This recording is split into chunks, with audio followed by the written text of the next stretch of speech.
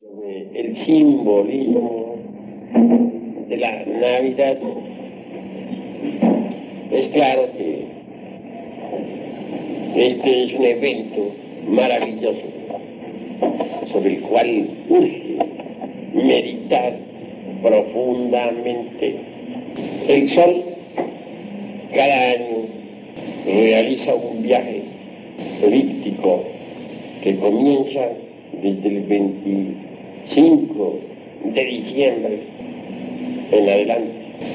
Luego regresa otra vez hacia el Polo Sur, hacia la zona donde está la Antártida. Por eso precisamente vale que reflexionemos en su honda significación. Por estos tiempos comienza el frío aquí en el norte, debido precisamente a que el Sol se está alejando hacia las regiones australes. Y el 24 de diciembre el Sol habrá llegado al máximo en su viaje hacia el sur. Si no fuera porque el Sol avanza hacia el norte desde el 25 de diciembre en adelante, moriríamos de frío. La Tierra entera se convertiría en una mole de hielo y perecería realmente toda criatura, todo aquello que tenga vida. Así pues, bien vale la pena que reflexionemos en el acontecimiento de Navidad. El Cristo Sol debe avanzar para darnos su vida. Y en el equinoccio de la primavera se crucifica en la tierra. Entonces madura la uva y el trigo. Es precisamente en la primavera cuando debe el Señor pasar por su vida, pasión, muerte, para luego resucitar. La Semana Santa y en primavera. El sol físico no es más que un símbolo del sol espiritual, del Cristo Sol. Cuando los antiguos adoraban al sol, cuando le rendían culto, no se referían propiamente al sol físico, no. Se le rendía culto al sol espiritual, al sol de la medianoche, al Cristo Sol. Incuestionablemente es el Cristo Sol quien debe guiarnos en los mundos superiores de conciencia cósmica. Todo místico que aprende a funcionar fuera del cuerpo físico a voluntad es guiado por el sol de la medianoche, por el Cristo cósmico. Es necesario aprender a conocer los movimientos simbólicos del sol de la medianoche. Él es quien guía siempre al iniciado. Él es quien nos orienta. Él es quien nos indica lo que debemos y no debemos hacer. Estoy hablando, pues, en el sentido esotérico más profundo, teniendo en cuenta que todo iniciado sabe salir del cuerpo físico a voluntad. Que eso de no saber salir a voluntad, eso es propio de principiantes o de gentes que hasta ahora están dando los primeros pasos en estos estudios. Desde que uno pues está en la senda tiene que saber guiarse por el sol de la medianoche, por el Cristo Sol, aprender a conocer sus señales, sus movimientos. Si uno lo ve, por ejemplo, hundirse allá en el ocaso, ¿qué nos está indicando? Sencillamente que algo debe morir en nosotros. Si uno lo ve surgir por el oriente, ¿qué nos dice eso? Que algo debe nacer en nosotros. Cuando salimos bien en las pruebas esotéricas, Él brilla en toda su plenitud en el horizonte. El Señor nos orienta en los mundos superiores. Y uno tiene que aprender, pues, a conocer sus señales. Dupuy y muchos otros han estudiado el maravilloso acontecimiento de Navidad. No hay duda, y eso lo reconoce Dupuy, de que todas las religiones de la antigüedad celebraron la Navidad. Así como el sol físico avanza hacia el norte para dar vida a toda la creación, así también el sol de la medianoche, el sol del Espíritu, el Cristo Sol, nos da vida si nosotros aprendemos a cumplir con sus mandamientos. En las Sagradas Escrituras, obviamente, se habla del acontecimiento solar y hay que saberlo entender entre líneas. Cada año se vive en el macrocosmos todo el drama cósmico del Sol. Cada año. Téngase en cuenta que el Cristo Sol debe crucificarse cada año en el mundo, vivir todo su drama de la vida, pasión, muerte, para luego resucitar en todo lo que es, ha sido y será, es decir, en todo lo creado. Así es como todos recibimos la vida del Cristo Sol. También es cierto que cada año el Sol, al alejarse por las regiones australes, nos deja aquí en el norte tristes, pues Él va a dar la vida a otras partes. Las noches largas de invierno son fuertes. Tiempo de Navidad, los días son cortos y las noches largas. Vamos reflexionando en todo esto y conviene que entendamos lo que es ciertamente el drama cósmico. Si hace necesario que en nosotros también nazca el Cristo Sol. Él debe nacer en nosotros. En las Sagradas Escrituras se habla claramente de Belén y de un establo donde Él nació. Ese establo de Belén está dentro de nosotros mismos, aquí y ahora. Precisamente en este establo interior moran los animales del deseo, todos esos yoes pasionarios que cargamos en nuestras psiquis. Eso es Belén mismo es un nombre esotérico. En tiempos en que el gran Kabir Jesús vino al mundo, la aldea de Belén no existía, de manera que eso es completamente simbólico. Bel es una raíz caldea que significa torre del fuego, de manera que propiamente dicho Belén es torre del fuego. ¿Quién podría ignorar que Bel es un término caldeo que corresponde precisamente a la torre de Bel, la torre del fuego? Sí, pues Belén es simbólico, completamente. Cuando el iniciado trabaja con el fuego sagrado, cuando el iniciado elimina de su naturaleza íntima los agregados psíquicos, cuando de verdad está realizando la gran obra, indubitablemente ha de pasar por la iniciación venusta. El descenso del Cristo al corazón del hombre es un acontecimiento cósmico, humano, de gran trascendencia. Tal evento corresponde en verdad a la iniciación venusta. Desafortunadamente, no se ha entendido realmente lo que es el Cristo. Muchos suponen que el Cristo exclusivamente fue Jesús de Nazaret, y están equivocados. Jesús de Nazaret como hombre, o mejor dijéramos, Yeshua ben Pandirá, como hombre, recibió la iniciación venusta, lo encarnó. Mas él no es el único que haya recibido tal iniciación. Hermes Trismegisto, el 3 veces grande Dios Ibis de todos, también lo encarnó. Juan el Bautista, a quien muchos consideraban como el Cristo, el ungido, incuestionablemente recibió la iniciación venusta, lo encarnó.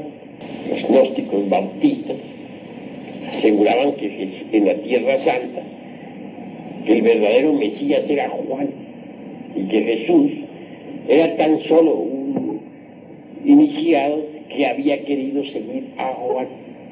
Habían por esos días disputas entre los bautistas y los gnósticos esenios y otros. Así pues que debemos entender al Cristo como es, no como una persona, no como un sujeto.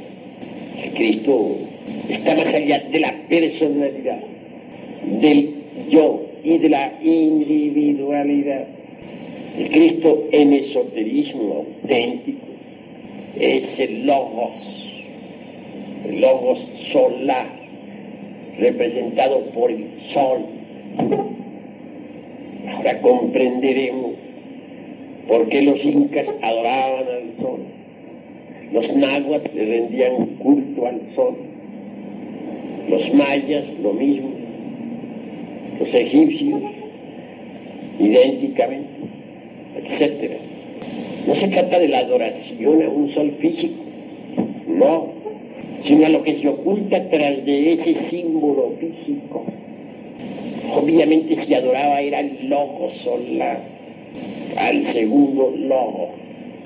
Ese logo solar es unidad múltiple perfecta.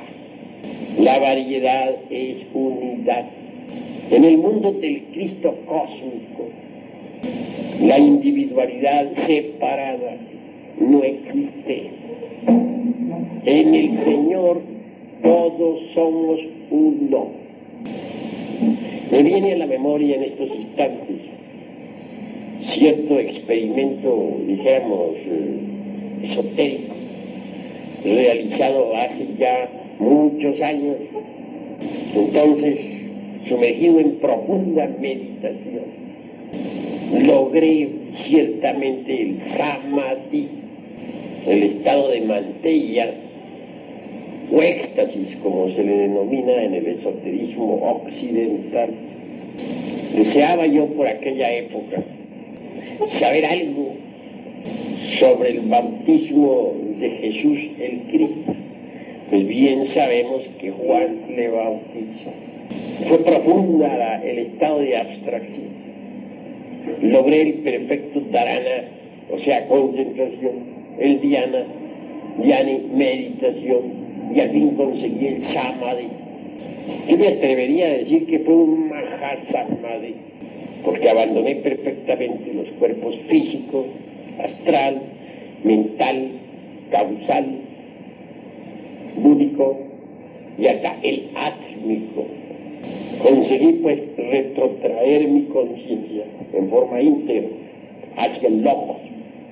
Así pues, en ese estado logoico, como un dragón de sabiduría, hice la correspondiente investigación. De inmediato me vi en la Tierra Santa, dentro de un templo. Pero cosa extraordinaria, me vi a mí mismo convertido en Juan el Bautista, con una vestidura sagrada. Vi cuando a Jesús lo traían con su vestidura blanca, su túnica blanca. Dirigiéndome a él, le dije: Jesús, desvístete de tu túnica, de tu vestidura, porque voy a bautizar. Después saqué de entre un recipiente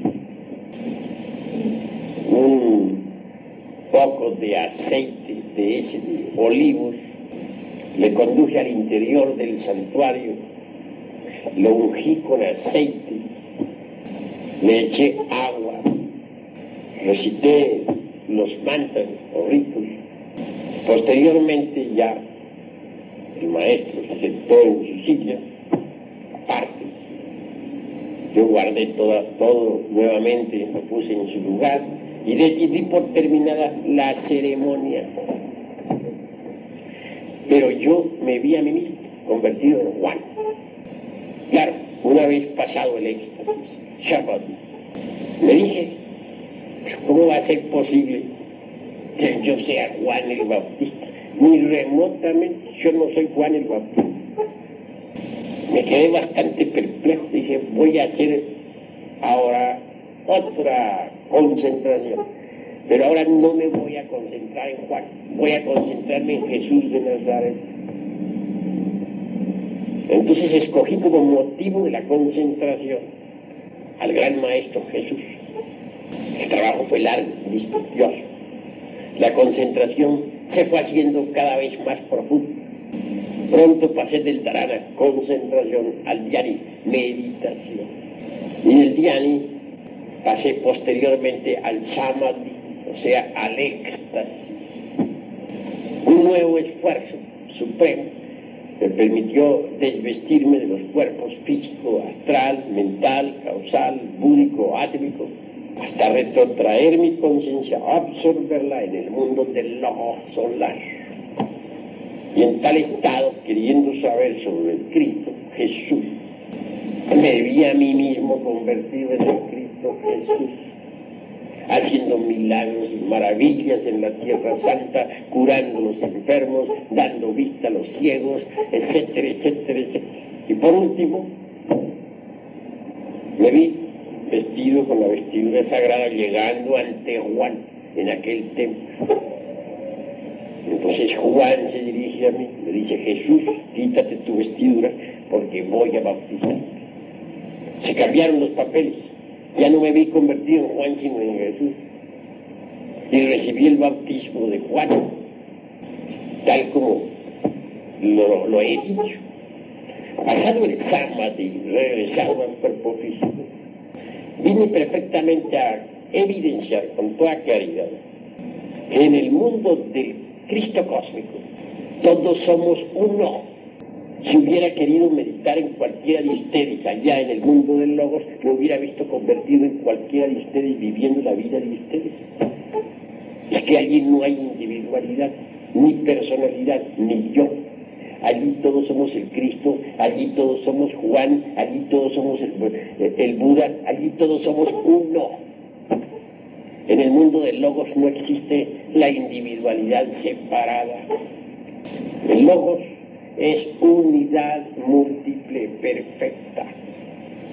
Es una energía que bulle y palpita en todo lo creado, que subyace en el fondo de todo átomo, de todo electrón, de todo protón, que se expresa vivamente a través de cualquier hombre que esté debidamente preparado. Bien, he hecho esta aclaración, síntesis, con el objeto de especificar mejor el acontecimiento de Belén. Cuando un hombre está debidamente preparado, pasa por la iniciación venusta, pero debe estar debidamente preparado, claro. Y en la iniciación venusta consigue la encarnación del Cristo cósmico en sí mismo, dentro de su propia naturaleza. Inútilmente, inútilmente habría nacido Jesús en Belén si no naciera en nuestro corazón también. Inútilmente habría muerto y resucitado en la Tierra Santa si no muere y resucita en nosotros también. Esa es la naturaleza del Salvator salvante. El Cristo íntimo debe salvarnos, pero salvarnos desde adentro, a todos nosotros mismos, a todos nosotros. Quienes aguardan la venida de Jesús de Nazaret para un remoto futuro están equivocados. El Cristo debe venir ahora desde adentro. La segunda venida del Señor es desde adentro, desde el fondo mismo de la conciencia. Por eso está escrito lo que Él dijo. Si oyereis que a alguien diciendo en la plaza pública está el Cristo, no creáis. Y si os dijeren está allí en el templo predicando, no creáis. Porque es que el Señor no vendrá esta vez desde afuera, sino desde adentro. Vendrá desde el fondo mismo de nuestro corazón, si nosotros nos preparamos. Pablo lo aclara diciendo: de su virtud tomamos todos gracia por gracia. Entonces, hay documentación. Si uno se estudia cuidadosamente a Pablo de Tarso, veremos que rara vez alude él al Cristo histórico. Cada vez que Pablo de Tarso habla sobre Jesucristo, se refiere al Jesucristo interior, al Jesucristo íntimo, que debe surgir desde el fondo de nuestro espíritu, de nuestra alma. En tanto un hombre no lo haya encarnado, puede decirse que posee la vida eterna. Solo Él puede sacar a nuestra alma del Hades. Solo Él puede verdaderamente darnos vida y dárnosla en abundancia. Sí, pues debemos ser menos dogmáticos y aprender a pensar en el Cristo íntimo. Eso es grandioso. Todo el simbolismo relacionado con el nacimiento de Jesús es alquimista y cabalista. Se dice que 3 reyes magos vinieron a adorarle, guiados por una estrella. Ese pedazo no se podría entender francamente si no se supiera alquimia, porque es alquimista. ¿Cuál es esa estrella? ¿Cuáles son esos reyes magos? Yo les digo a ustedes que esa estrella no es otra que la del sello de Salomón, la estrella de 6 puntas, símbolo del logo solar. Obviamente el triángulo superior representa a qué? Representa el azufre, es decir, el fuego. ¿Y el inferior qué representa en alquimia? El mercurio, el agua. Pero ¿a qué clase de agua se refieren los alquimistas? Dicen ellos, al agua que no moja, al húmedo radical metálico. En otros términos, al exiogejarí, al esperma sagrado. Indubitablemente mediante la transmutación de las secreciones sexuales se elabora esa agua extraordinaria. Las aguas puras de Amrita, el mercurio de la filosofía secreta. Bien vale la pena que nosotros meditemos en el sello de Salomón. Ahí tienen ustedes el triángulo superior, representación vívida del azufre, y el inferior, representación vívida del mercurio. Quiere decir que el fuego sagrado, el fuego del Espíritu Santo, debe en nosotros fecundar a la materia caótica para que surja la vida. Debe fecundar al mercurio de la filosofía secreta. Indubitablemente resulta un poco difícil entender la cuestión de la estrella de Belén si no apelamos al sello de Salomón y a la alquimia. Repito, el mercurio es el alma metálica del esperma sagrado. El azufre es el fuego sagrado del Kundalini en el ser humano. Entendido eso, podemos aclarar algo más. Debe el azufre fecundar al mercurio. Que con el mercurio fecundado por el azufre, podemos fabricar los cuerpos existenciales superiores del ser. De manera que si no entendiéramos esto, no entenderíamos tampoco el sello de Salomón, ni la estrella pues que apareció a los reyes magos. Aquí tenemos para mejor explicación los 3 mercurios. Primero, esto es lo que los alquimistas denominan azogue en bruto, o sea, el esperma sagrado propiamente dicho. Este segundo mercurio es precisamente el alma metálica del primero. Mediante la transmutación del esperma se convierte esta en energía.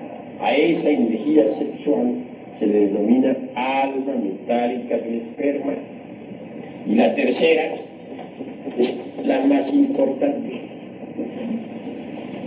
Es un poco complicadito, difícil de entender, pero si ustedes ponen atención podrán siquiera forjarse una idea. Me piden que les explique lo que es la Navidad y tengo que explicarla como es o no explicarla. Incuestionablemente, lo primero que tenemos es el asombro bruto, el esperma. Segundo, la energía sexual, resultado de la transmutación del esperma. Tercero, el mercurio, o sea, el mercurio fecundado por el azufre, o en otros términos, la energía sexual ya fecundada por el fuego sagrado. Mezcla, pues, de energía y fuego que sube por la espina dorsal para llevarnos a la autorrealización íntima del ser. Este tercer mercurio es el arché de los griegos. De manera que en el arché hay sal, hay azufre, hay mercurio. Eso es obvio. Allá arriba en el macrocosmos, la nebulosa, por ejemplo, está compuesta de sal, azufre, mercurio. Ahí hay arché. Eso es el arché de los griegos. De allí salen las unidades cósmicas. Aquí abajo nosotros necesitamos fabricar el arché. ¿Cómo? Fíjate la transmutación. De ese arché, que será un compuesto de sal y azufre, de mercurio, nacerán los cuerpos existenciales superiores del ser. Si alguien posee los cuerpos astral, mental y causal, se convierte en un hombre de verdad. Eso es obvio. Y recibe sus principios anímicos y espirituales. Claro, en principio no tenemos sino el asombro bruto que hay que transmutarlo. Es decir, las expresiones sexuales que hay que transmutarlas, sublimarlas, convertirlas en energía. Esa energía se denomina mercurio, alma metálica del esperma. Esa energía sube por los cordones espermáticos hasta el cerebro. Posteriormente, esa energía une sus polos positivo y negativo en el coxis, cerca del tribenio, y entonces surge el fuego. El fuego hace fecunda a tal energía. El fuego mezclado con tal energía sube por la médula espinal hasta el cerebro. El excedente de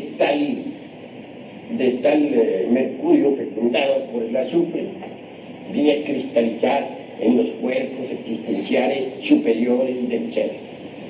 Primero se formará el cuerpo astral, segundo se formará el cuerpo de la mente y tercero se formará el cuerpo causal. Cuando alguien posee los cuerpos astral, mental y causal, recibe sus principios anímicos y espirituales. Es decir, se convierte en un hombre de verdad. Sí, pues, eso es indispensable. Pero crear los cuerpos existenciales superiores del ser es una cosa, y llevarlos a la perfección es otra cosa diferente.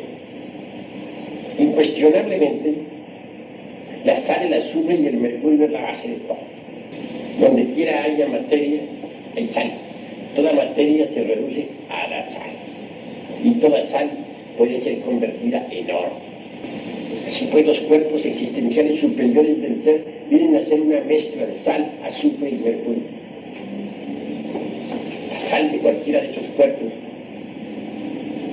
mediante la acción combinada del azufre y del mercurio, se convierte en oro. Convertir tales cuerpos en oro, en vehículos finos de oro, sería lo indicado. Y esa es la gran obra. Pero no se podría realizar tal prodigio si no recibiera uno una ayuda extra. Esa ayuda maravillosa consiste en la Navidad del corazón. Debe nacer el Cristo del corazón del hombre para que se pueda realizar esa gigantesca labor, cual es la de transformar los cuerpos existenciales superiores del ser en vehículos de oro puro. Ahora bien, situémonos en cualquier vehículo de estos, el cuerpo astral. Imaginemos a una persona que tiene un cuerpo astral. Uno sabe que tiene un cuerpo astral cuando puede usarlo, cuando puede moverse con él consciente y positivamente, cuando puede viajar de un planeta a otro con el mismo. Imaginemos una persona que tiene ese cuerpo astral, pero que está trabajando para convertirlo en un vehículo de oro puro, es decir, que quiere perfeccionarlo.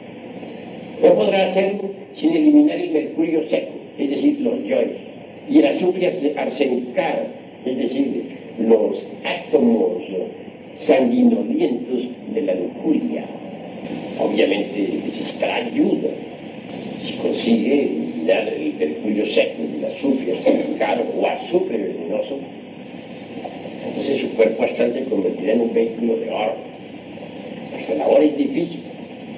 Afortunadamente el Cristo íntimo interviene y ayuda a eliminar todo ese mercurio seco y ese azufre venenoso o arsenicado.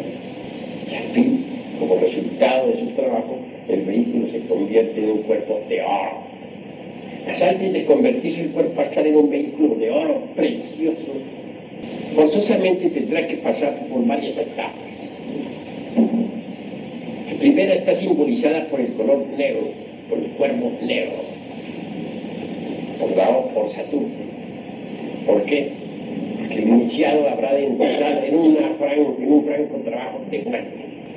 Tendrá que eliminar, destruir, desintegrar todos los elementos inhumanos que lleva en su cuerpo. Y eso es muerte, por uno. Hasta conseguir el color blanco, que es fundamental. Obviamente ese color blanco está representado por la paloma blanca. A los iniciados de Egipto se les ponía el taf, o sea, la vestidura de lino blanco, para representar pues la castidad, la pureza. Después, el tercer símbolo es el águila amarilla. Recibe el iniciado el derecho a usar la túnica amarilla. En el cuarta fase del trabajo, el iniciado pues recibe la púrpura. Cuando recibe la púrpura, ya su cuerpo astral ha quedado convertido en un vehículo de oro puro, de la mejor calidad. El jefe de todo ese trabajo alquimista es precisamente el Cristo íntimo. Los sabios dicen que la sal, el azufre y el mercurio son los instrumentos pasivos de la gran obra. Lo más importante, dicen ellos, es el magnés interior. Ese magnés citado por Paracelso no es otra cosa sino el Cristo íntimo. Señor, él debe realizar en verdad toda la gran obra. He citado como ejemplo el cuerpo astral, pero idéntica labor hay que hacer con cada uno de los cuerpos existenciales superiores del ser. Tal labor, sin el magnés interior de la alquimia, sería algo más que imposible. Por eso es que, incuestionablemente, al comenzarnos la gran obra, debe encarnar al Cristo íntimo. Él nace en el estado de nuestro propio cuerpo. Y dentro tenemos todos los animales del deseo y las pasiones interiores.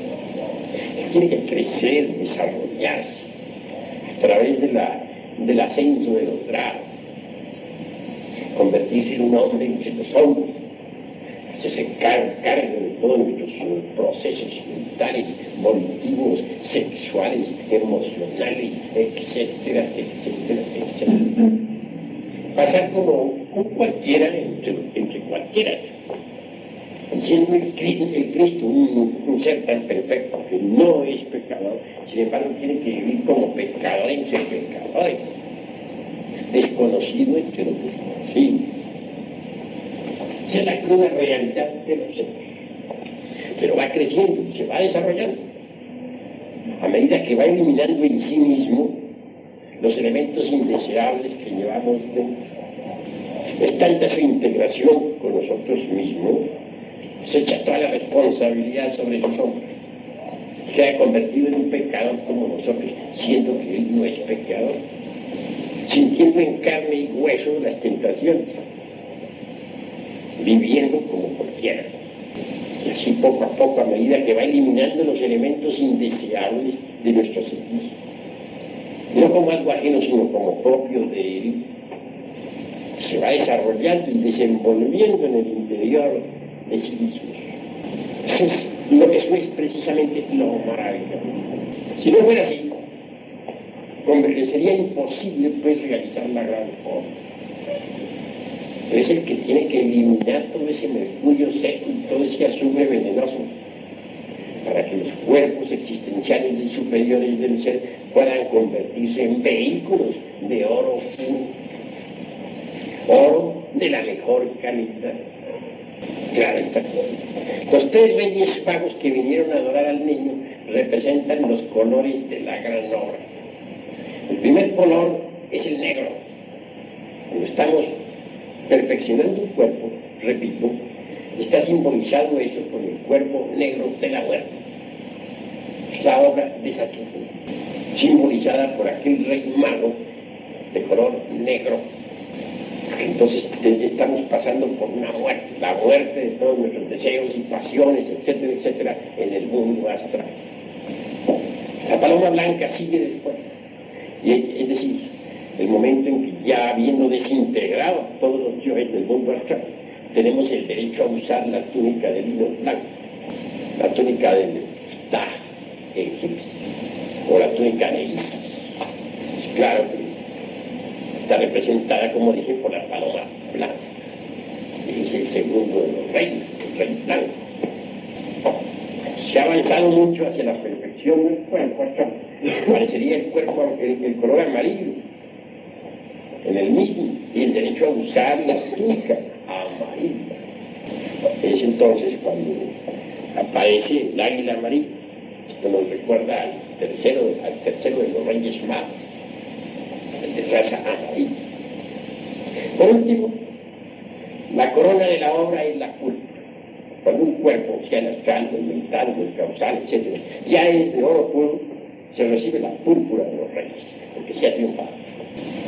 Es la púrpura que todos los tres reyes magos, como reyes, llevan sobre sus hombros. De manera que ahí ven ustedes que los tres reyes magos no son, como muchos creen, tres personas. No, señor. Son los colores fundamentales de la gran obra. Y el Jesucristo es íntimo y adentro. Jesús en hebreo es Yeshua, y Yeshua es Salvador. Él como Salvador, nuestro Yeshua particular, tiene que nacer en este establo que llevamos dentro para realizar la gran obra. Él es el magnes interior del laboratorio alquimista. El gran maestro debe surgir pues en el fondo de nuestra alma, de nuestro espíritu. Lo más duro pues para el Cristo íntimo, el cual ha sido el corazón del hombre, es precisamente eso del drama cósmico, su vía cruz. En el Evangelio aparecen las multitudes pidiendo la crucifixión del Señor. Esas multitudes no son de ayer, de un remoto pasado, como suponen las gentes, de algo que sucedió hace 1975 años. No, señores, esas multitudes están dentro de nosotros mismos. Son nuestros famosos yoes. Dentro de cada persona habitan miles de personas. El yo odio, el yo tengo celos, el yo tengo envidia, el yo soy codicioso. Es decir, cuántos defectos tenemos. Y cada defecto es un yo diferente. Estoy hablando aquí de esta manera, de este modo, sencillamente porque veo que los hermanos que están aquí en su mayoría son ya instituciones. Ahora algunos visitantes, pero los visitantes no entienden lo que se discute. Pero en realidad, de verdad, como todos son de la institución, pues hablar de este modo. Es claro que esas multitudes interiores que tenemos, que son nuestros famosos yoes, son los que gritan crucifixión, crucifixión. En cuanto a los tres traidores, ya sabemos que en el Evangelio crístico son Judas, Pilatos y Caifás. ¿Quién es Judas? El demonio del deseo. ¿Quién es Pilatos? El demonio de la mente. ¿Quién es Caifás? El demonio de la mala voluntad. Pero hay que aclarar un poquito, hay que especificar esto para que se vaya entendiendo. Judas, el demonio del deseo, cambia al Cristo íntimo por 30 monedas de plata. 3 más 0, 3. Esa es la adición cabalística. Es decir, lo cambia por cosas materiales, por la moneda, por los licores, por el lujo, por los placeres animales, etcétera, etcétera. Lo vende. En cuanto a Pilatos, es el demonio de la mente. Ese siempre se lava las manos. Nunca tiene la culpa. Jamás. Para todo encuentra una evasiva, una justificación. Jamás se siente culpable. Realmente todo defecto psicológico que nosotros poseemos en nuestro interior, vivimos siempre justificados. Jamás nos creemos culpables. Hay personas que me lo han dicho a mí: Señor, yo creo que soy una persona buena, yo no mato, yo no robo, yo soy caritativo, yo no soy envidioso. Es decir, dechados de virtud, perfectos, según ellos. Y no, digo yo, ante tanta perfección, goodbye. De manera que miremos las cosas como son en su crudo realismo. Ese Pilato siempre se lava las manos, nunca se considera culpable. Y en cuanto a Caifás, yo francamente considero que es el más perverso de todos. Piensen ustedes en lo que es Caifás. Cristo íntimo nombra muchas veces a un sacerdote, a un maestro, a un iniciado, para que guíe a sus ovejas, para que las apaciente. Le entregue el mando y lo pone al frente de una congregación. Y el tal sacerdote, el tal maestro, etcétera, o iniciado, en vez de guiar a su pueblo sabiamente, vende los sacramentos, prostituye el altar, fornica con las devotas, etcétera, etcétera, etcétera. Conclusión: atraiciona al Cristo. Eso hace Caifás. ¿Usted lo va a hacer? ¿Verdad? Horrible, es una traición de lo más sucia que hay. Y no hay duda, son muchas las religiones que en el mundo se han prostituido. Son muchos los sacerdotes que han traicionado al Cristo. No me refiero a tal o cual secta, no. Todas las religiones del mundo. Inclusive grupos esotéricos dirigidos por verdaderos iniciados. Sino estos iniciados muchas veces traidores han traicionado al Cristo. Todo eso es doloroso, infinitamente doloroso. Caifás, pues, es de lo más sucio. Estos tres traidores llevan al Cristo íntimo, pues, suplicio. Piensen por un momento al Cristo íntimo en el fondo de cada uno de ustedes, al dueño de todos sus procesos mentales y emocionales, luchando por salvarlo a cualquiera de ustedes, sufriendo horriblemente sus propios yoes de ustedes, protestando contra él, blasfemando, poniéndole la corona de espinas, azotándolo. Bueno, esa es la cruda realidad de los hechos, el drama cósmico vivido internamente. Al fin el Señor tiene íntimo, sube al Calvario. Eso es obvio. Y baja al sepulcro. Con su muerte mata a la muerte. Es lo último que él hace. Posteriormente resucita en el iniciado y el iniciado resucita en él. Entonces la gran obra se ha realizado. Consumatum est. Así han surgido a través de los siglos maestros resurrectos. Pensemos en Hermes Trismegisto. Pensemos en un Moria, gran maestro de la fuerza en el siglo. Pensemos en el conde Cagliostro, quien todavía vive, o en San Germán, que en el año 1939 visitara a Europa otra vez. Este San Germán trabajó activamente durante los siglos XVII, XVIII, XIX, etc. Sin embargo, físicamente sigue existiendo. Es un maestro resurrecto. ¿Por qué son resurrectos los maestros? Porque gracias a Cristo íntimo lograron ellos la resurrección. De manera que sin el Cristo íntimo, la resurrección no sería posible. Aquellos que suponen que por el solo hecho de morirse físicamente una persona ya tiene derecho a la resurrección de los muertos, pues son en verdad gentes dignas de compas. No solamente ignoran, hablando esta vez en el estilo socrático, sino que lo que es peor, ignoran que ignoran. La resurrección es algo que hay que trabajarla, y trabajarla aquí y ahora. Hay que resucitar así, en carne y hueso, ya lo vivo. La inmortalidad hay que conseguirla ahora mismo, personalmente. Esa es la forma como se debe considerar, pues, el misterio crítico. Todo el drama cósmico en sí mismo es extraordinario, maravilloso. Y se inicia en verdad con la Navidad del corazón. Lo que continúa después en relación con el drama, formidable, que tiene que huir a Egipto, que Herodes manda matar a todos los niños y él tiene que huir. Entonces, todo eso es simbólico, completamente simbólico. Se dice que Jesús, que José, que María, por ahí en un evangelio apócrifo, tuvieron de huir a Egipto y que entonces permanecieron varios días viviendo debajo de una higuera. Esa higuera de esa higuera salía un manantial de agua purísima. Esa higuera representa siempre al cielo. Que se alimentaban de los frutos de esa higuera. Son de los frutos del árbol, de la ciencia, del bien y del mal. El agua que corría purísima, que salía de esa higuera, es nada menos que el mercurio de la filosofía secreta.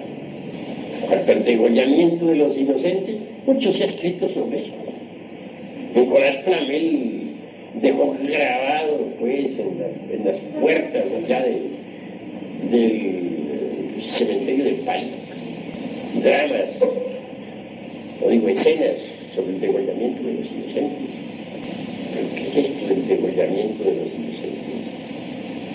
Simbólico también y alquimista.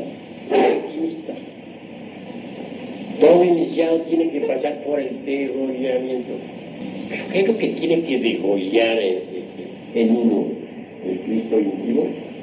Pues sencillamente deben degollar el ego, el yo, el sí mismo. Y la sangre esa, pues, que emana, pues, del degollamiento, es el fuego. Es el fuego sagrado por el que tiene el iniciado que purificarse, limpiarse, blanquear. Todo eso es esotérico, en gran manera. Nada de eso se puede tomar a la letra muerta. Luego vienen los fenómenos milagrosos del gran maestro, que caminaba sobre las aguas y sobre las aguas de la vida. Tiene que caminar siempre el Cristo, ¿no? Abrir la vista de los que no ven, indicando las palabras para que vean la luz. Abrirle los oídos a los que no quieren oír.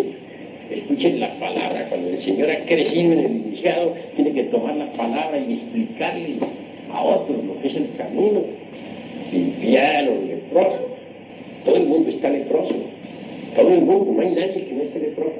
Esa lepra es el ego, el yo pluralizado. Esa es la epidemia que todo el mundo lleva dentro, la lepra de la cual debemos ser limpios. Todos están paralíticos, no caminan todavía por la senda de la autorrealización. Es que el Hijo del Hombre debe, pues, sanar a los paralíticos para que estos que echen a andar rumbo hacia la montaña del ser. Hay que entender el Evangelio de una forma más íntima, más profunda. Eso no corresponde a un remoto pasado. Eso es para vivirlo dentro de nosotros mismos, aquí y ahora. Si nosotros vamos empezando a madurar un poquito, sabremos apreciar mejor el mensaje que el gran Cabil Jesús trajo a la tierra. En todo caso, necesitamos pasar por 3 purificaciones a base de hierro y fuego. Los 3 clavos de la cruz significa eso. Y la palabra INRI dice demasiado. Pues sabemos que INRI esotéricamente es el fuego. Necesitamos pasar por las 3 purificaciones a base de hierro y fuego antes de conseguir. De lo contrario, no sería posible lograr la resurrección. El que resucita se transforma radicalmente. Se convierte en un Dios hombre, en un hierofante de la talla de un Buda, o de un Hércules, o de un Quetzalcóatl. Pero hay que hacer la gran obra. Realmente no se podría entender los 4 evangelios si uno no estudiara alquimia y cábala, porque son alquimistas y cabalistas. Eso es obvio. Los judíos tienen 3 libros sagrados. El primero es el cuerpo de la doctrina, es decir, la Biblia. El segundo es el alma de la doctrina, el Talmud, donde está pues el alma nacional judía. Y el tercero es el espíritu de la doctrina, el Zohar, donde está toda la cábala de los rabinos. La Biblia, el cuerpo de la doctrina, está en clave. Si queremos nosotros estudiar Biblia compaginando versículos, procedemos en forma ignorante, empírica y absurda.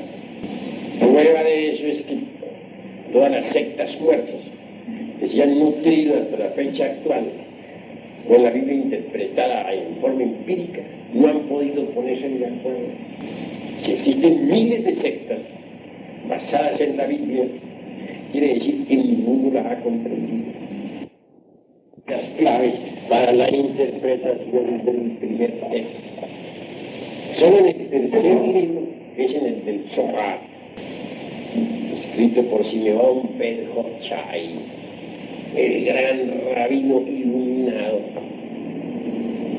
Hallamos las claves para interpretar la Biblia. De todo es necesario abrir pues el Zohar. Si queremos saber algo sobre el Cristo, sobre el Hijo del Hombre, debemos estudiar el árbol de la vida. ¿Cómo podríamos saber algo sobre el Hijo del Hombre si no estudiamos el árbol de la vida en el Zohar? No es posible. Cuando uno estudia el árbol de la vida, tiene que ahondar en los 10 sefirotes de la cábala hebraica. Esta vez voy a hablar yo de los 10 sefirotes, no de arriba hacia abajo, sino al contrario, de abajo para arriba. Porque como me decía en cierta ocasión a mí el conde San Germán, ahora nos toca a nosotros, en estos tiempos, trabajar de abajo para arriba. Es verdad, no nos queda más remedio porque la humanidad está demasiado materializada. De manera que voy a empezar a hablarles a ustedes sobre el árbol de la vida de abajo para arriba, no de arriba para abajo. El primer sefirote pues es Malkut. Pero este Malkut, propiamente dicho, es el mundo físico este en el que nosotros vivimos, el mundo tridimensional de Cristo. Eso es obvio. Científicos pueden conocer la mecánica de los fenómenos, pero ¿qué saben ellos sobre el fondo vital? Absolutamente nada. Pero nada. Tomemos un cuerpo físico cualquiera. Descubrimos que está hecho de órganos, está compuesto por órganos, por eso es un organismo.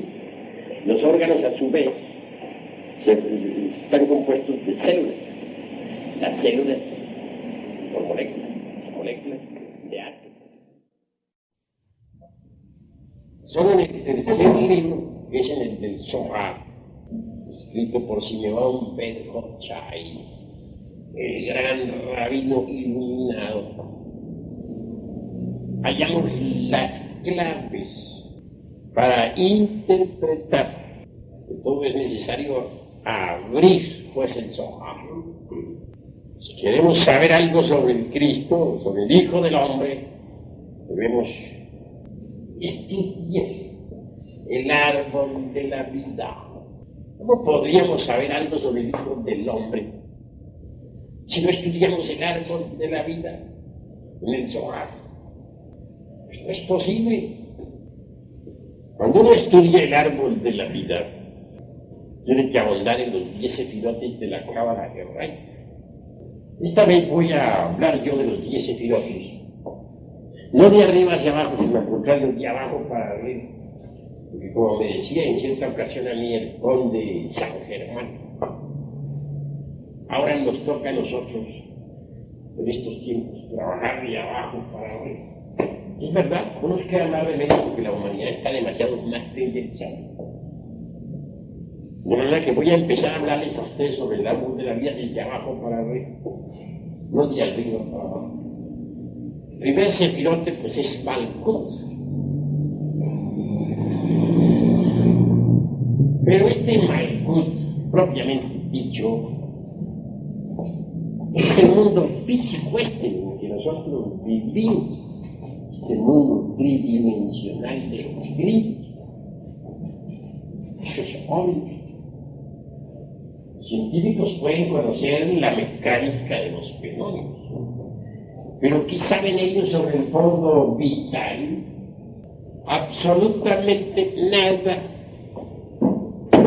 Pero nada. Tomemos un cuerpo físico cualquiera. Descubrimos que está hecho de órganos, está compuesto por órganos, por eso es un organismo. Los órganos a su vez están compuestos de células.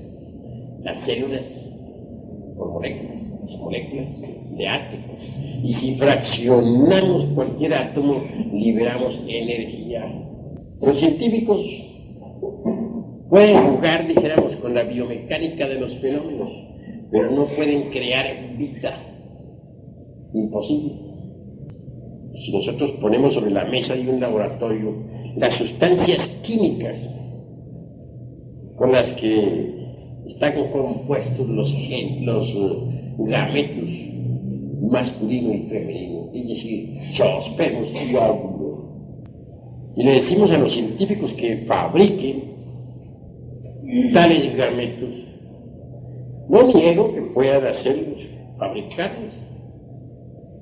Es posible que con poderosos microscopios los hagan, pero lo que sí estamos absolutamente seguros es de que jamás van ellos con esos gametos artificiales a crear un organismo humano. Se han creado cohetes que viajan a la luna, aviones supersónicos que han roto la barrera del sonido, pero no han sido los científicos capaces de crear una simple semilla vegetal artificial con posibilidades de germinación. Don Alfonso Herrera, el gran sabio mexicano, aquel que creara la teoría de la plasmogenia, fabricó la célula artificial, pero fue una célula que nunca tuvo vida, una célula muerta. Se pueden pasar semillas, por ejemplo, de café de una tierra a otra tierra, correcto. También se puede pasar semilla de una persona a otra persona, hacer, dijéramos, inseminaciones artificiales. Todo eso es posible. Pero se está jugando ahí con lo que la naturaleza hizo. Vamos a ver si son capaces los científicos de fabricar esas semillas con posibilidades de convertirse en algo vivo. Eso nunca se ha visto, jamás se verá. Conclusión, la vida es antes diferente. El organismo humano necesita de un nexus formativo, como lo dijera don Emmanuel Kant, el filósofo de Königsberg, para su sostenimiento.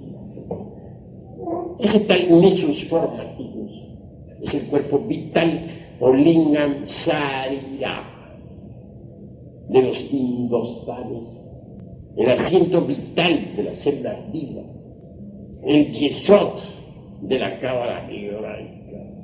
Así como nuestro cuerpo físico tiene para su mantenimiento, su sostenimiento, su conservación, su cuerpo vital, así también lo tienen las plantas, cualquier organismo que tenga vida, y en general lo tiene todo el planeta Tierra. De manera que todo el mundo terráqueo tiene su propia vitalidad. su fundamento vital, su yesod. En ese yesod del mundo terráqueo está la vida del mundo, de nuestro mundo. Ahondando un poquito más, podríamos entrar nosotros en la cuestión de la quinta coordenada. Obviamente, más allá del mundo vital, existe el mundo astral. En el mundo astral viven los desencarnados después de que abandonan el cuerpo físico. En el mundo astral encontramos a las columnas de ángeles y de demonios. El mago puede aprender a trabajar en el mundo astral, si esa es su voluntad. Nosotros enseñamos sistemas mediante los cuales es posible entrar en el mundo astral a voluntad. Ese mundo astral es precisamente el Jod cabalístico.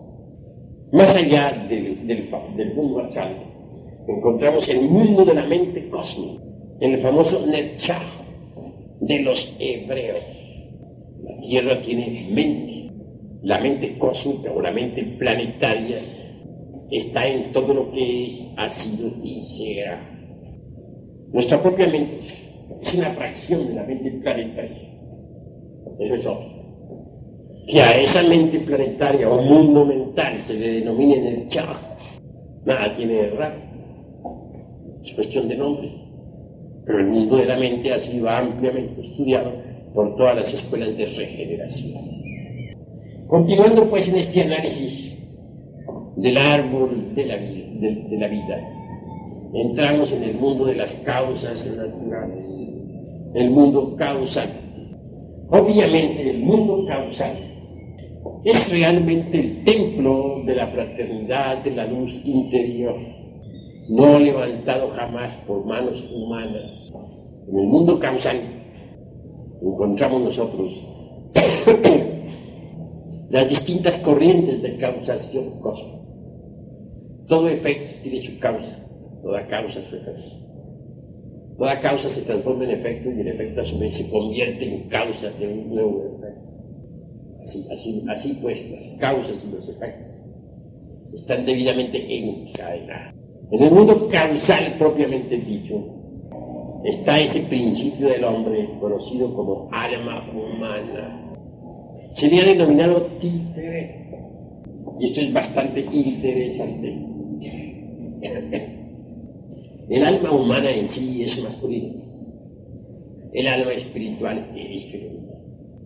Pero en el mundo de Tiferet encontramos al alma humana, lo que tenemos de humano. Cuando el Cristo viene a darnos ayuda, el Cristo íntimo, obviamente habrá pues de surgir en nosotros desde Tiferet, es decir, en el mundo causal, puesto que en el mundo causal están las causas de nuestros errores, y Él tiene que eliminar las causas de nuestros errores. Para que el Cristo cósmico pueda nacer en nosotros, se necesita que se humanice, pues Él es una fuerza cósmica universal, latente en todo átomo del infinito. Para que se humanice, habrá de penetrar en el vientre de la divina madre Kundalini. ¿Quién es Él? ¿Cómo podría entenderse eso? Pues dentro de nosotros está nuestro Padre que está en secreto. También está nuestra divina madre Kundalini. Al desdoblarse, pues, en el eterno masculino divino y en el eterno femenino surge la madre divina. Ella recibe en su vientre al Logos cuando Él desciende de su elevada esfera. Y nace de ella. Por eso es que se dice de ella que es virgen antes del parto, en el parto y después del parto. Y es de ella que debe nacer ese niño, Jesús, ese Jesucristo íntimo, o Yeshua particular, ya de venir a salvar. Surge pues en el alma humana. Cuando alguien recibe la iniciación de Tiferet, él viene pues a expresarse en el alma humana, en el mundo causal. Surge de hecho desde allí, para poder eliminar las causas de los errores que están allí. Mucho más allá del mundo de Tiferet, al mundo de las causas naturales, está Geburah, que es el mundo, dijéramos, del alma espiritual. En budismo riguroso se le llamaría el mundo búdico o intuicional. También se le llama el mundo del alma espíritu. ¿Qué es, pues, el budismo? En el budismo está nuestra alma espíritu, la valquiria, la reina de los Ginas, Ginebra, aquella que a Lanzarote escanciara el vino, entre las copas delicias de Sucra y de Manti. Recordemos nosotros a Dante cuando habla de las dos almas, la que trabaja y esa otra que se contempla en un espejo y que mira y todo. De manera que son dos almas, la una masculina y la otra femenina. Geburah también se le denomina el mundo del rigor, de la ley. Mucho más allá de ese Sefirot, encontramos pues al séptimo de los Sefirot, que es Gedulah, se le dice también Chesed. Este Chesed es el mundo del íntimo, el mundo de Atman, el inefable. El testamento de la sabiduría antigua dice: antes de que la falsa aurora apareciera sobre la tierra, aquellos que sobrevivieron al huracán y a la tormenta alabaron al íntimo, y a ellos se les aparecieron los heraldos de la aurora. El íntimo es Atman, el inefable. Chesed. Sí, pues estos 7 Sefirot son, dijéramos, la manifestación. Mucho más allá de estos 7 Sefirot inferiores vienen los Sefirot superiores. Binah. ¿Pero qué es Binah? Binah es el Espíritu Santo. Sí, el Espíritu Santo. En cada uno de ellos. El mundo del Espíritu Santo es formidable, maravilloso, extraordinario. Y más allá del mundo del Espíritu Santo está el mundo del Chomaj, o sea, el mundo del Logos, del Cristo Cosmo. Y muchísimo más allá está el mundo del Ketes, o sea, el mundo del anciano del Dios. Nuestro Padre que está en secreto. Cada uno de nosotros tiene su Padre particular, individual. Hay tantos padres en el cielo cuanto gentes en la tierra, y aún más. Cada uno de nosotros tiene el suyo. Obviamente, nadie será capaz de ver al Padre y de platicar cara a cara sin morir. Es decir, primero tiene que morir el ego, no el cuerpo, sino el ego, para tener luego la dicha de ver al Padre y de platicar con Él frente a frente. De lo contrario, no sería posible. O por lo menos que si no ha alcanzado todavía el iniciado a morir totalmente, por lo menos que haya muerto si quiere un 90% para poder tener la dicha de ver al Padre y de platicar con Él cara a cara, personalmente. Él es la bondad de las verdades, lo oculto de lo oculto, la misericordia de las misericordias. Sí, pues, este es el árbol de la vida, los 10 sefirotes de la cábala hebraica. El Hijo del Hombre está en el Sefirot de Tiferet. Ahí es donde está el Hijo del Hombre. Si miramos al Tiferet, vemos que es el quinto de los Sefirotes. Es decir, está entre la mitad de los Sefirotes de arriba y de los de abajo. Él tiene, como Hijo del Hombre que es, en el alma humana tendrá que expresarse. Y tendrá que reunir a los Sefirotes de abajo y a los de arriba. Integrarlos en sí mismos para transformarse realmente en el Adán carnal, es decir, en el Adán celeste, en el Adán solar. Cuando eso se haga, estaremos convertidos en dioses terriblemente divinos, más allá del bien y del mal. Pero si en el Cristo te viene a manifestarse el Tiferet, no sería posible llegar a tan tremendas alturas. El Señor es pues fundamental para la gran. Él es el magnes interior de la alquimia. Comprendiendo pues el árbol de la vida, sabemos lo que es también el Hijo del Hombre. tal como figura en la Biblia. Pero no podríamos saber qué es el Hijo del Hombre si nosotros no estudiamos el árbol de la vida en el Zohar. Por ejemplo, se habla en las Sagradas Escrituras por ahí, no recuerdo exactamente qué punto, del Hijo del Hombre. Dice que aquel que negare al Hijo del Hombre, ese es anticristo. Obviamente que sí es. Porque el que niega al Hijo del Hombre, o sea, al alma humana, que lo niega en su expresión como alma humana, aquel materialista que niega al alma humana, que priva al ser humano de la posibilidad de tener alma humana, aquel como un Carlos Marx, que con su dialéctica materialista le quita a la humanidad los valores eternos, obviamente se convierte en anticristo. Porque si Cristo se expresa a través del diferente, el que se manifiesta en contra del diferente, del alma humana o principio causal, el que niegue esa alma, el materialista, es anticristo. De manera que el anticristo de la falsa ciencia, este Pacho, actualmente vive sobre la faz de la tierra. Todos esos científicos ateos enemigos del Eterno, anticristos son, en un 100%, puesto que niegan al Hijo del Hombre. Reflexionemos en toda esta cuestión, mis queridos hermanos, para que vayamos entendiendo lo que es el Cristo íntimo y la Navidad del corazón. Buda y Jesús, o Buda y el Cristo, se complementan dentro de nosotros mismos. Les narraba yo a ustedes alguna vez un caso insólito. Alguna vez vi por ahí dentro de un templo budista en el Japón. Hablé algo ante la congregación sobre el Cristo. Se produjo naturalmente un rumor de todos los monjes. Estaba yo en pleno monasterio budista. De hecho, los monjes se dirigieron al maestro y le contaron que un hombre estaba hablando a favor de Cristo. Yo esperaba que aquel monje viniera furioso, con palos, no sabe qué más. No, pero afortunadamente nada sucedió. Me dijo, ¿cómo es que usted aquí en un templo budista habla a favor de Cristo? Explique.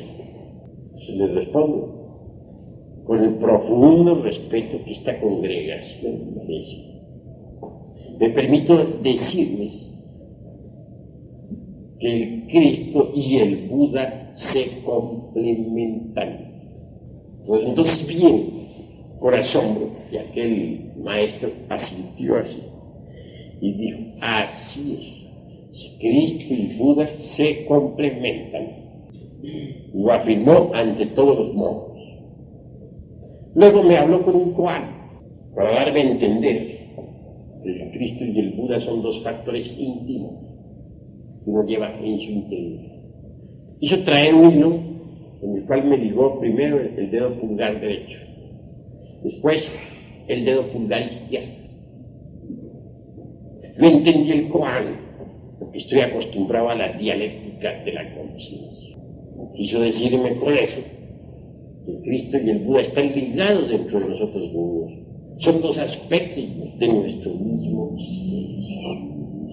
Y esto se lo puedo a ustedes explicar, mejor dicho, explicar a la luz precisamente del árbol de la vida. El Buda, naturalmente, está formado por estos dos principios. El Buda. Chesed y Geburah. En lenguaje rigurosamente teosófico diríamos Atma Buddhi. Ese es el Budo o Buda interior. Y en cuanto al Cristo, veámoslo aquí en Choma, el Cristo. De manera que el Cristo, a través del linaje, que es el sexo, viene a quedar conectado con el Buda, que es Chesed Geburah. Partes de nuestro propio ser, Cristo y Buda. Entonces, el porvenir esotérico religioso de la humanidad en el mañana tendrá indudablemente lo mejor del esoterismo crístico y lo mejor del esoterismo budista. Es decir, el esoterismo budista y el esoterismo crístico tienen que integrarse, fusionar. Son dos partes de nuestro propio ser. Gautama, el Buda Sakyamuni, vino a enseñarnos realmente la doctrina de Chesed Geola, es decir, la doctrina del íntimo, la doctrina del Buda interior. Y en cuanto al Yechua Benpandirá, vino a enseñarnos la doctrina del Cristo. Chomá, que es el Cristo, vino a enseñarnos esa doctrina para el alma humana, la doctrina del Tiferet, la doctrina del Cristo íntimo. La doctrina del Cristo íntimo. Gautama nos trajo la doctrina del Buda íntimo y Jesús de Nazaret nos trajo la doctrina del Cristo íntimo. Cada uno de ellos nos trajo algún mensaje de nuestro propio ser. Si pues Cristo y Buda se complementan, están dentro de nosotros. Eso es obvio. Entendidas estas cuestiones, mis queridos hermanos, bien vale la pena trabajar por llegar a uno algún día a recibir la iniciación venusta. Es decir, la iniciación de Tiferet, la Navidad del corazón. Ahora me voy a limitar a contestar preguntas. Cada uno de ustedes puede preguntar con la más entera libertad. Lo que no hayan entendido, pregunten y yo les voy a explicar. A ver. ¿Por qué se quería hacer un centésimo? ¿Un qué? Un centésimo. Un centésimo,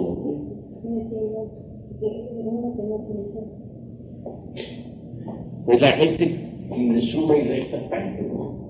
Pero realmente si coge el centésimo 1 más 0 más 0, le da 1. El nombre del eterno Dios vive, el desconocido. Obviamente,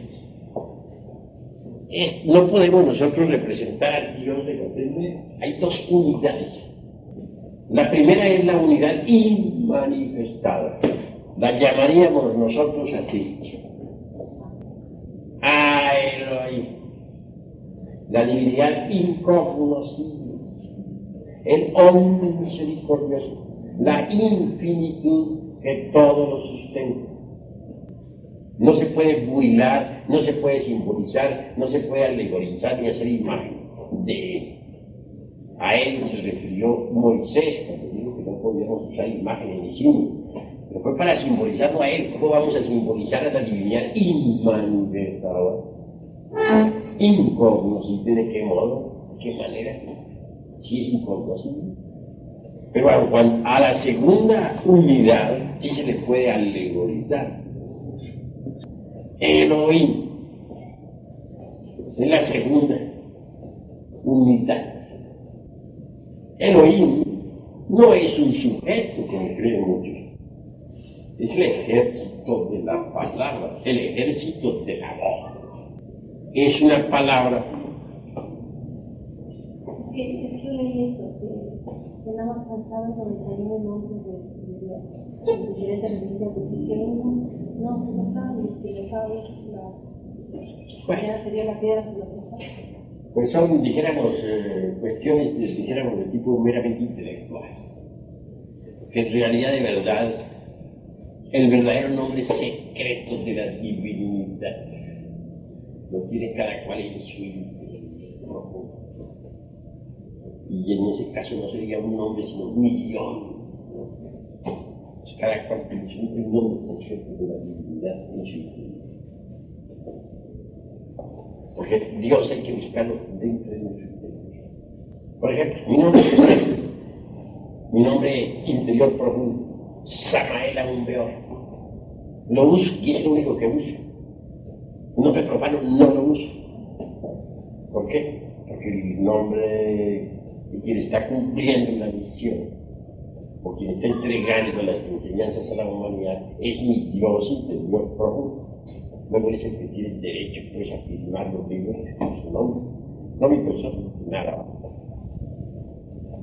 A Elohim es el incognoscible, Elohim, el ejército de la palabra.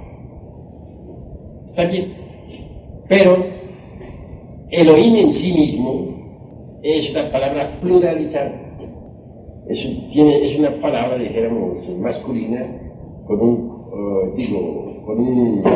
femenina pluralizada con un terminal masculino. Significa diosas y dioses. Una religión sin diosas, por ejemplo, es una religión que está a mitad del ateísmo materialista, puesto que ha suprimido la mitad de la divinidad. Diosas y dioses. Eso significa Elohim, o mejor dijéramos Elohim, porque la H se pronuncia como J. Estos Elohim tienen, como quiera que tienen sus dos principios, su alma espiritual, que es femenina, y su alma humana, que es masculina, son divinos andróginos, son diosas y dioses. El ejército de la creación, el demiurgo arquitecto. Bien. Y en cuanto a Elohim es diferente. A Elohim es el innominable. Pero todo lo que surge, lo que viene a la existencia, surge de Elohim, o sea, la unidad creadora. Y surge por conjugación definitiva del azufre y del mercurio. Por eso se dice que el sol es su padre, que la luna es su madre, que el viento le llevó en su vientre y que la tierra fue su nodriz. Bien, de manera que entonces distingamos entre Elohim y Elohim. En el mundo de Elohim, cada cual tiene su nombre esotérico. Y Elohim, o sea, el ejército de la palabra, al fin, al llegar a la noche cósmica, tendrá que absorberse en el seno del eterno Padre Cósmico. Elohim. ¿Hay alguna otra pregunta? El absoluto crea la dualidad. ¿Cómo se crea ahí la Trinidad? Bueno, el absoluto en sí mismo, o sea, Elohim, el eterno Padre Cósmico común, no es el que viene a crear la dualidad. No digamos que él no medite la creación de un cosmos. Puede meditar hasta ahí, pero quien ya viene a crear la dualidad es la segunda unidad, Elohim, o la unidad manifestada. La crea, dijéramos, por conjugación del azufre y del mercurio. Entonces, del azufre y del mercurio le vienen todo lo que es así, ese azufre y mercurio en sí mismo ya es la dualidad. Creada naturalmente de la segunda unidad, no de la primera unidad. En cuanto a la Trinidad propiamente dicha, pues esta misma se manifiesta ya con la segunda unidad. Porque más allá del anciano de los días, el viejo de los siglos, el décimo de los sexos, encontramos nosotros a la Sof, que es el sagrado sol absoluto.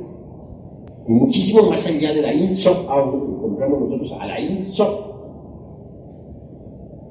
que es, dijéramos, el segundo círculo del absoluto. Y mucho más allá está el absoluto inmanifestado.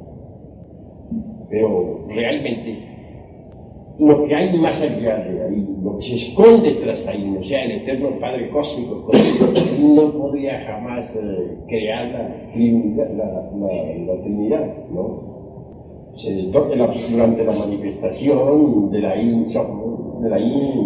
viene el desdoblamiento en la Sof Aur, y luego, en la Sof y luego en la Sof Aur. Entonces aparece el sagrado sol absoluto. Y del sagrado sol absoluto emana el santísimo Okidanoj, omnipresente, omnipenetrante, omnisciente. El santísimo Okidanoj es también mencionado por la Blavatsky con el nombre del gran aliento. Del gran aliento a su vez surge la Trinidad, el santo Triamatikano. O sea, el santo afirmar, el santo negar y el santo conciliar. El santísimo Oquidano, aunque penetre en los mundos, no queda involucrado en los mismos. Y para poder crear, tiene que desdoblarse en sus tres elementos fundamentales, que son el santo afirmar, el santo negar y el santo conciliar. Así es como surge la Trinidad, que es hecho más y una Padre, Hijo y Espíritu Santo, positivo, negativo, ¿no? Pero esa Trinidad emana él del Santísimo Oquidano. El Santísimo Oquidano emana del Sagrado Sol Absoluto. No emana directamente de la unidad inmanifestada, sino de la unidad ya manifestada. Así hay que entender. ¿Alguna otra pregunta, hermanos? A ver.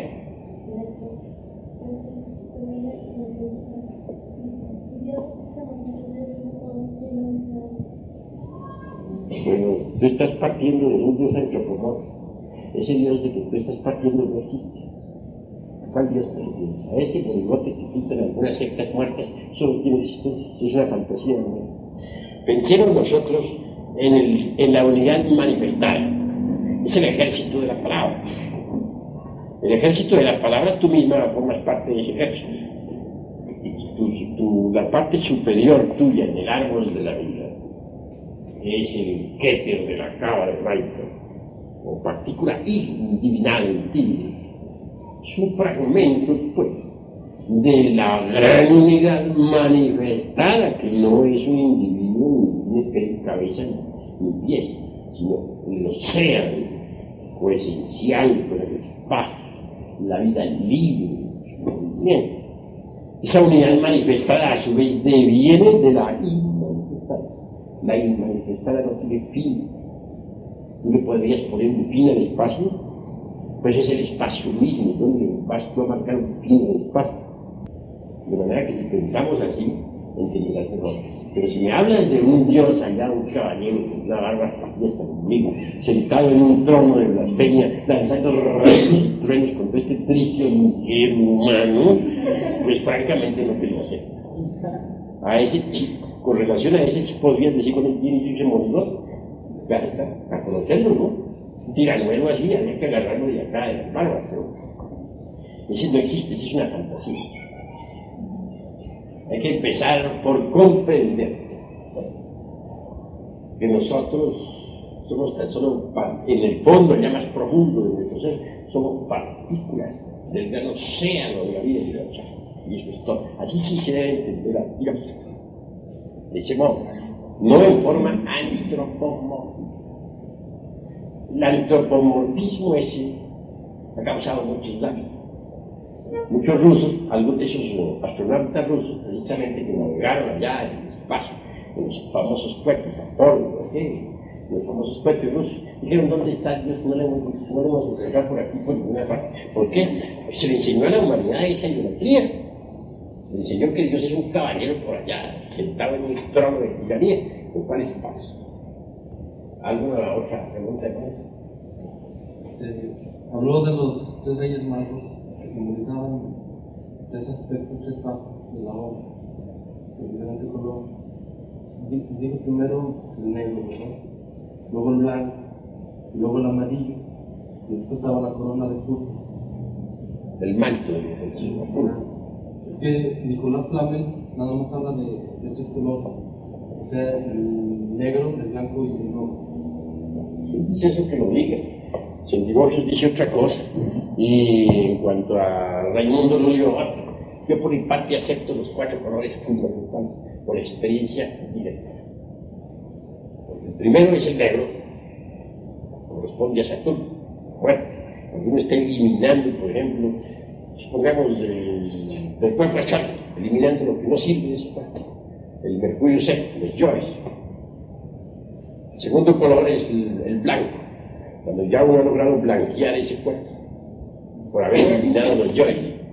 El tercero, el amarillo, ya recibe uno la túnica amarilla, ya esperanza, está para terminar la gran obra. Y cuarto, la púrpura, cuando ya aquel cuerpo astral se ha convertido en un vehículo de oro. Así que los colores fundamentales, dígalo Nicolás Flamel, no lo diga, son los 4: negro, blanco, amarillo y rojo. También serán las cuatro dotes herméticas. Bueno, también se le puede simbolizar con 4 luces herméticas. Así es. Se le podría simbolizar también con el trébol de 4 hojas. Pero obviamente en el Evangelio está muy bien simbolizado, con los 3 reyes magos. Por último llevan ellos la púrpura, está el 4 color, púrpura de los reyes. Y al fin y al cabo, en síntesis, toda la gran obra que un hombre tiene que realizar para llegar de verdad a poseer la piedra filosofal, pasa por esos 4 colores. Se alegorizan siempre con el cuerpo negro de Saturno, que es la muerte, con la palabra blanca, el Espíritu Santo, con el águila amarilla y con el faisán rojo.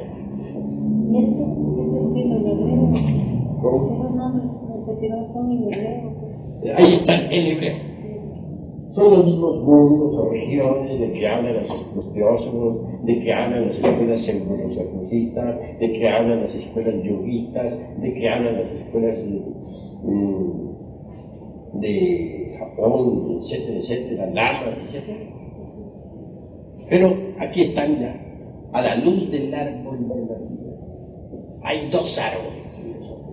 El árbol de la ciencia del bien y del mal, que es el sexo, y el otro, este árbol de la vida. Y ambos árboles hasta comparten su raíz.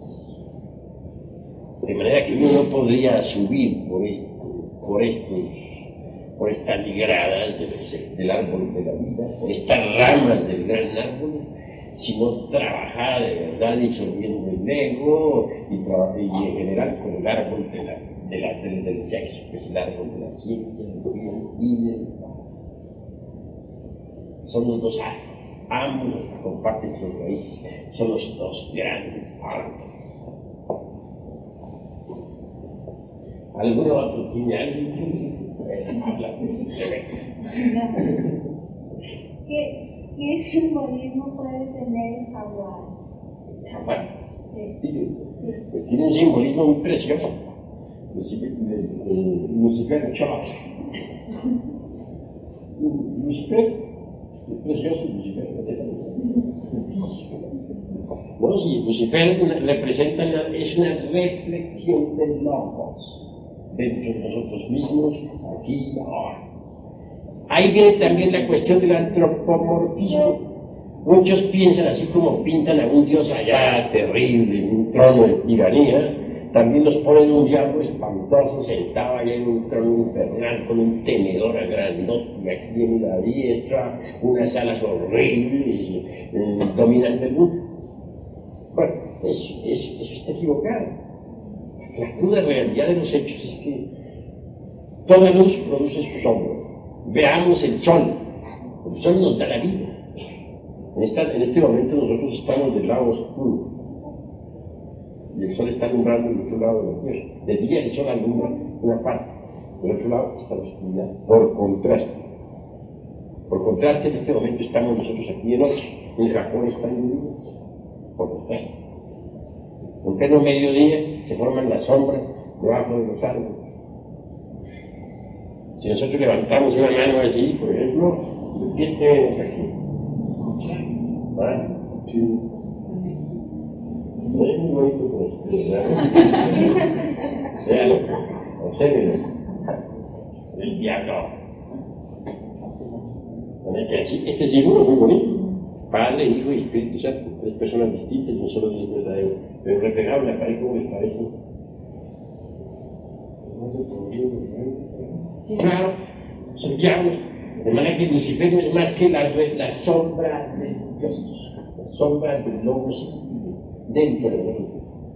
Porque nuestro logos interior profundo, el Cristo íntimo, proyecta su sombra dentro de nosotros. Y esa sombra es útil, la necesitamos.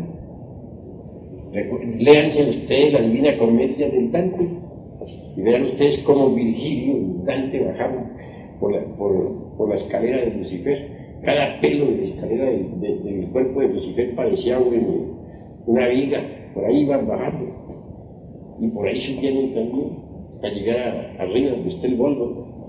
Eso es igual. Lucifer es escalera para bajar, Lucifer es escalera para subir. El Cristo se disfraza de Lucifer para servirnos de escalera y sacarnos del abismo y llevarnos a la luz. ¿Verdad que hay que mirar a Lucifer ahora desde un punto de vista nuevo? Este Lucifer realmente es más que la reflexión del logos dentro de nosotros mismos, su sombra, y útil además. Dan impulso sexual. Ese impulso es rebelde de por sí, es por luciférico. Si uno es capaz de controlar ese impulso animal, entonces transmuta el esperma en energía, comienza la gran obra y le gana una batalla a Lucifer. Cada vez que uno logra dominar el impulso animal, sube un peldaño por la escala de Lucifer. Y así va uno subiendo de peldaño en peldaño hasta que sale arriba, autorrealizado y perfecto. De manera que Lucifer le sirve a uno de escalera para subir. Y viceversa, si uno quiere bajar, no queda más remedio que bajar por la escalera de Lucifer. En cuanto al tigre, Chorot, Lucifer, es el símbolo precisamente de Lucifer, el agua. Así hay que saber. Los caballeros tigres son hombres que estaban luchando precisamente por su autorrealización, luchando contra la igualdad. Originalmente los caballeros tigres fueron iniciados. ¿Alguna otra pregunta, Esteban? A ver.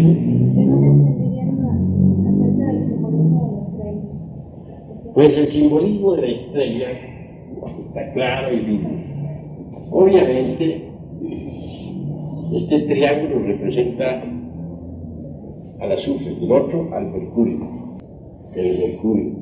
Este triángulo representa al mercurio. Incuestionablemente el azufre es el fuego sagrado y uno tiene que despertar en su organismo. Y el mercurio está formado por la transmutación de las secreciones sexuales. Esta se convierte en energía y esa energía es el mercurio. Y toda la gran obra hay que hacerla a base de azufre y de mercurio. Sin el azufre y el mercurio no se consigue realizar la gran obra. Esa es la cruda realidad de los hombres. Ahora, perdón que le interrumpa, es que ellos no están en ese movimiento y entonces traen otra cosa, por eso no saben qué es el arcano, ellos no saben qué es el arcano. Bueno, tendríamos que explicarlo, tendría que estudiar las obras y pasar por sucesivas explicaciones para poder llegar a entender esto. Yo más o menos lo entiendo. ¿Ah? ¿Cómo? Yo más o menos lo entiendo.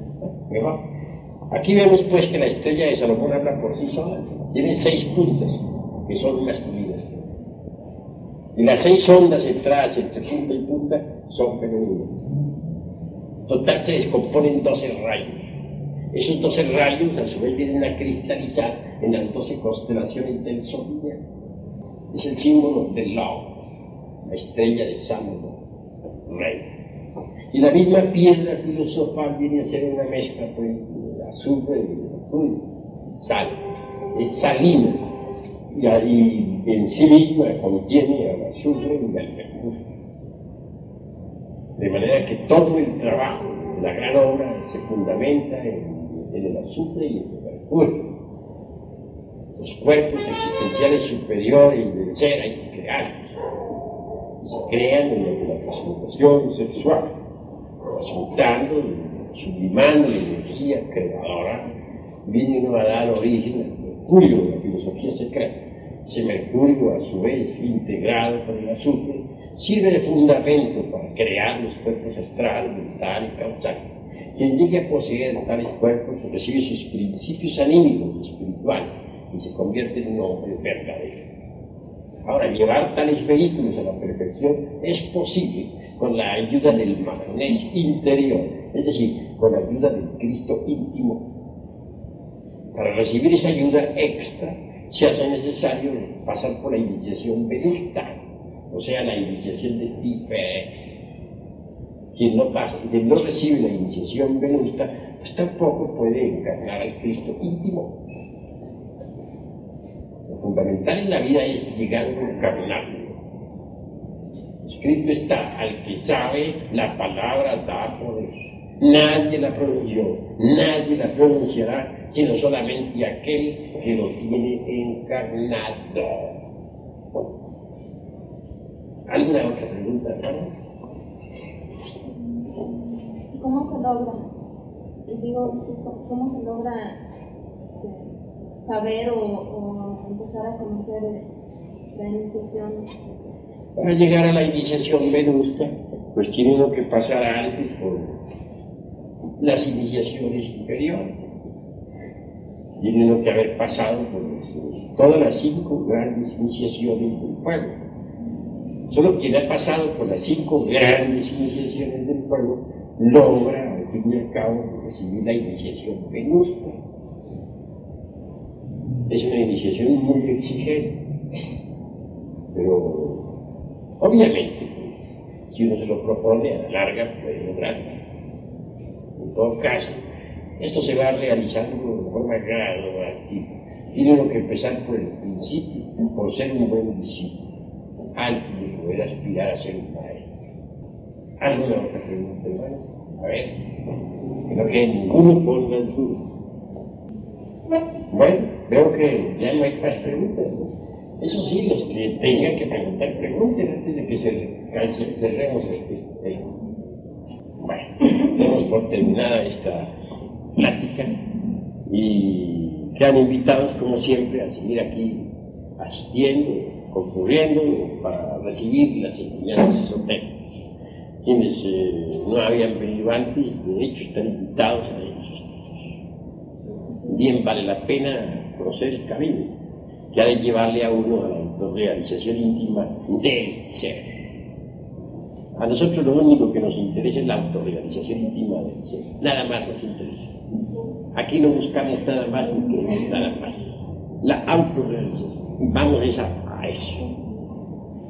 El que quiera autorrealizarse, estudia a fondo pues todo el cuerpo de doctrina y entre por la práctica.